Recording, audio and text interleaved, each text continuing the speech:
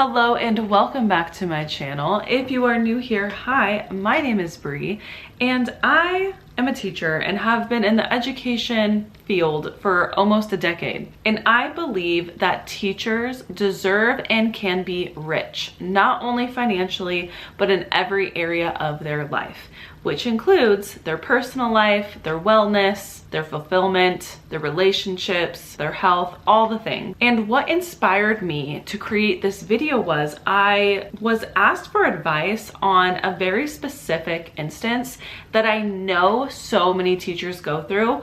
And I wanted to make a video not only to help that specific person, but to also help all the other teachers who I can guarantee have gone through something like this. So let's just dive into it. I have the question on my phone and I also wrote down notes because I am a teacher at heart and I come prepared, you know? So I'm not gonna give the name, but it says, here's the details on the situation. I am a special education teacher and I watched your video years ago about how to interview. Okay, I don't need to say that, but you're welcome. I am a special education teacher and I am in my 6th year of teaching in a self-contained autism classroom and I'm utterly and completely over it. Some of the students I have had and their parents since kindergarten, and now they're in 4th and 5th grade. It has been really hard with all of the behaviors and parents not taking responsibility to secure help for the students' mental health and violent actions. Okay, I wanna pause right here because I just have to say, we know as teachers, we can only control what happens in the classroom.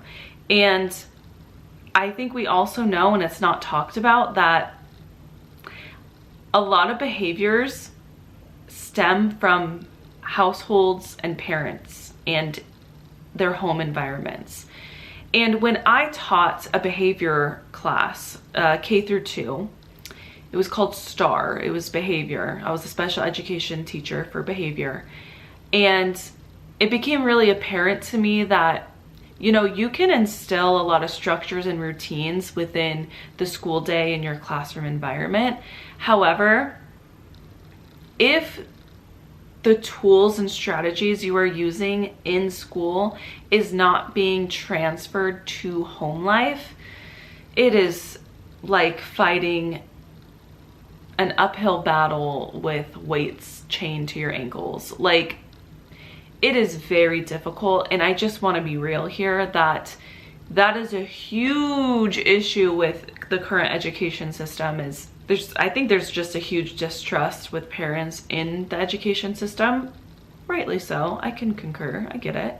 But also, if you know, it's so hard to deal with behaviors that are not reinforced at home. And we know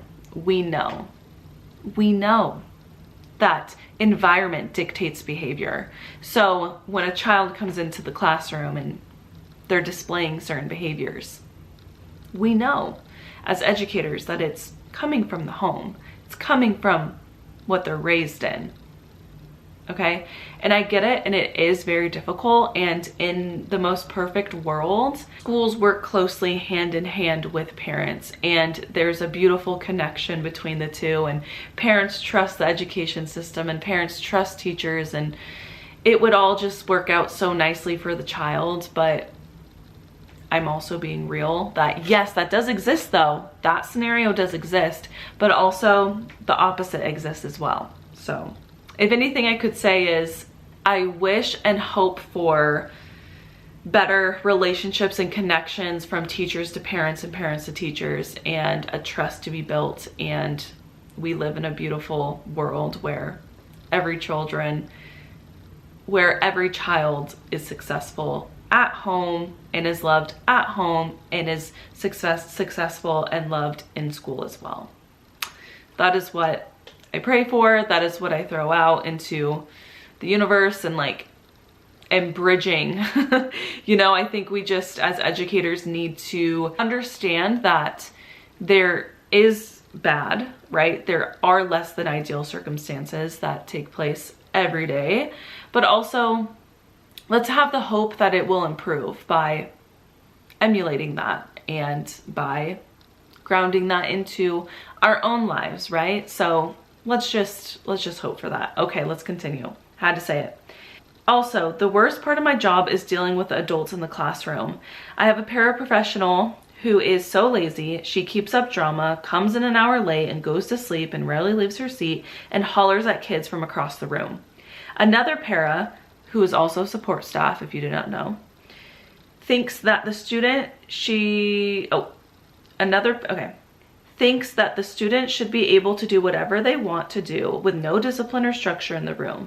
An interpreter who thinks the student that she works with is the most important student in the class, and she low-key is hostile and tried to tell me how to do my job on Friday, which I am looking forward to talking to her about tomorrow, and some of the administration are not supportive. I say all of that to say, I tried looking for another teaching position that does not involve a para or support staff or being in one room all day, but nothing came to fruition and I feel stuck here for another year. I have a master's degree in SPED and working on my EDS in SPED. I think that's a doctorate degree. Sorry, I don't actually know that.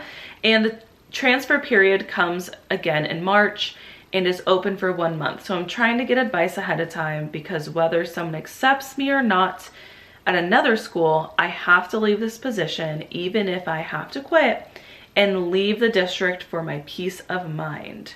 Help. Okay, I feel you, girl. I feel you. I'm not gonna say your name, but you know who you are. What is happening with this teacher in her situation is she's self-contained, okay? That is very hard. It sounds like she's self-contained in elementary school setting and she's having a really hard time with student behaviors.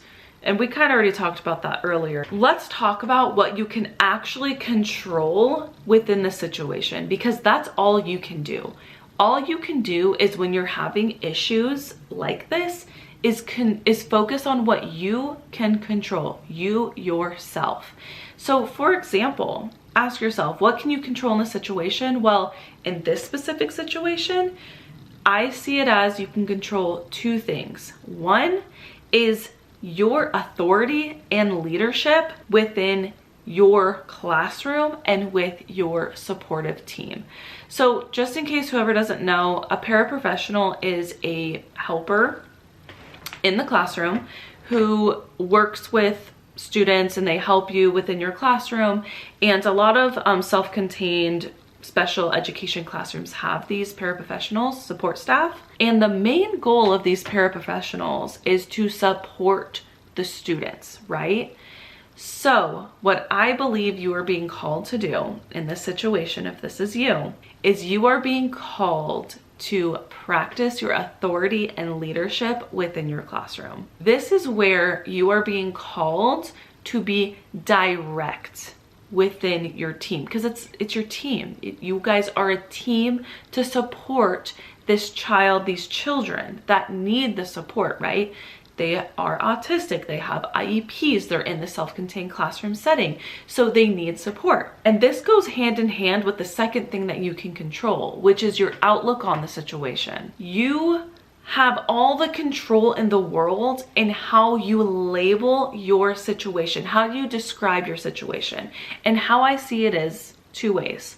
One, you can go on, woe is me, this sucks, blah, blah, blah, spiral, deep into a very negative outlook on your situation, which, by the way, if you stay stuck in this, you are going to make your situation worse because you're going to go into work being pissed off, let's be honest, and you're not going to be that light for your students, right? Like that's why you're there. You're there in the classroom for your students, right?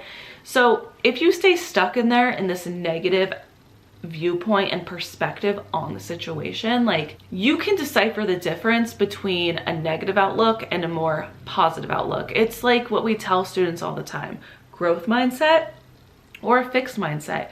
You can be in a very fixed mindset in your situation with what is going on in your classroom. Your paraprofessionals are, quote, lazy.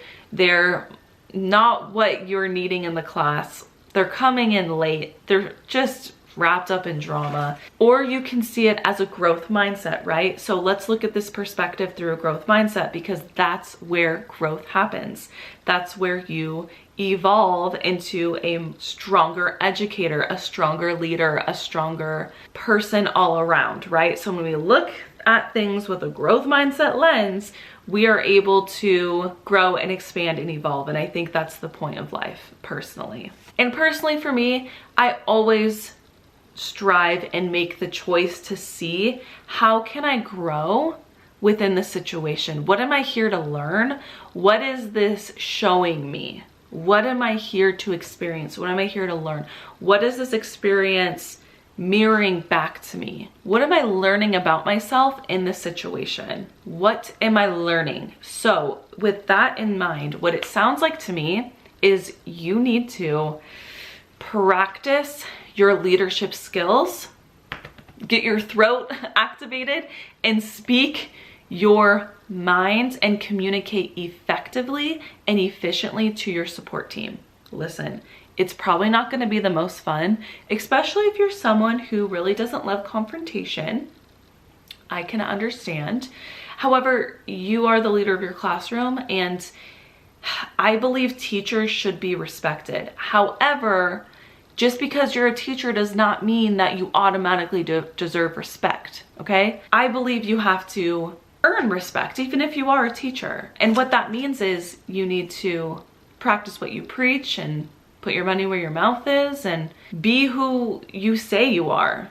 And that doesn't mean just words alone, because that's like a facade, that's an illusion, but actually standing into your power and doing things that are so uncomfortable, which includes speaking to your support team and your paraprofessionals and saying, hey, I'm noticing this.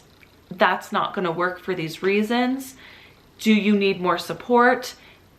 Getting into contact with your administration and say, hey, I am noticing that my paraprofessionals are needing more support. Are there any trainings they can attend? We need to get them support. How can we do this? Because at the end of the day, it's for the students, okay? I know people, it's kind of like a trend right now that I'm seeing that public school sucks and blah, blah, blah, blah, blah. But I'm sorry, I'm not sorry. There are amazing teachers in the public education sphere that are doing all that they can for your students. So let's do that. So what you need to do is sit down and communicate to them directly. And guess what? This has helped me so much in my career is, you know what? Not everything has to be freaking super emotional, and it can just be very much transactional and cut and dry. Like, you don't have to tie your emotions into everything. That is what I've learned. So my advice is just sit down and be direct and treat it as a transaction. Like, this is how it is. This is how it needs to be. This is our goal. How can we do that? How can I help you do that? And if you master turning your emotions off when it needs to be, you are going to be very successful. Because a lot of times I see teachers, and I can speak on this because this was me, teachers are so wrapped in their emotions sometimes because we are very emotional people. Like, I don't think you would go into education if you weren't emotionally intelligent to an extent. Well, at least I hope not. But I think a lot of times we get wrapped up in our emotions and we react by our emotions, but our emotions are separate from us. We are separate from our emotions. That's why you say, I feel this way. You're not an emotion. You are separate from your emotions. You feel emotions, okay? So if you go in with a very level head, very grounded energy behind you, and you speak as is, that's what you're being called to do, in my opinion. That's what needs to be done. And then you take it from there, right? Also, when I was a self-contained teacher, I had to give evaluations on my support staff. So be honest and real in your evaluation process too. Like, are your paraprofessionals not, you know, I think it's unfair to get upset at someone for doing something if you do not clearly communicate to them, this is not working, this is not how it is. And if they don't change, that's when you get upset. But communicate it to them first and then take action. Do you know what I'm saying? Does that make sense? Be fair in communicating directly. Then if they don't change, take it up a notch to your chain of command with administration, their evaluation, whatever you have to do, do it. Because at the end of the day, again, we are here for the students. And the last thing I will say on this situation is what's really going to help you in being so direct with your communication on what needs to be done in this situation with your paraprofessionals is their job is to support the student, right?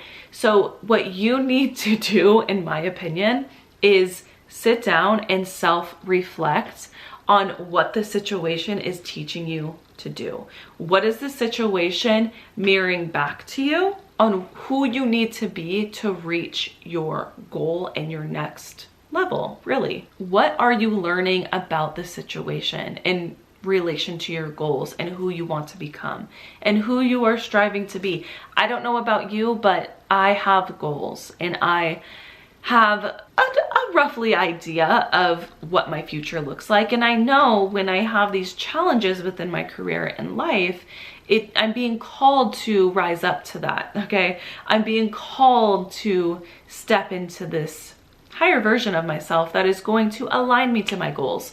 So how is this situation showing that to you? And in my opinion, showing you to be a leader and to speak with conviction and with power and authority, but also leaving space for softness of, like, you know, these paraprofessionals, they're human too. They could be going through things, and just being open. It's a beautiful balance, but also not allowing that paraprofessional to get away with not doing their job. You know what I'm saying? It's a beautiful balance. So I hope this video helped you so much in this situation. Listen, a lot of things that we face in the classroom are not easy. However, again, they're for us to be called up and do better, okay? We're here to evolve and grow, and it's not personal, not personal. Don't take it personal, but rise up, do better, be the leader. Literally, be the person you wish to be in the world, or be the change you wish to see in the world. That is not just empty words. That is actual initiation to embody that, okay? So if you need any advice, leave it down below in the comments. Let me know. I think this is a really fun video series idea that I want to continue. And remember, you are very powerful and you do deserve respect as an educator. And it's time to act as such. So to finish off this video, connect with me on Instagram so we can stay connected outside of YouTube. You can message me on there, you can email me, whatever. I just feel the call to help you in any way that I can as a teacher. So let me know on how I can do that. And have a beautiful day. Give this video a thumbs up if you found it helpful. Share it to other teachers who are battling this as well. And I will see you in the next video. All right, bye.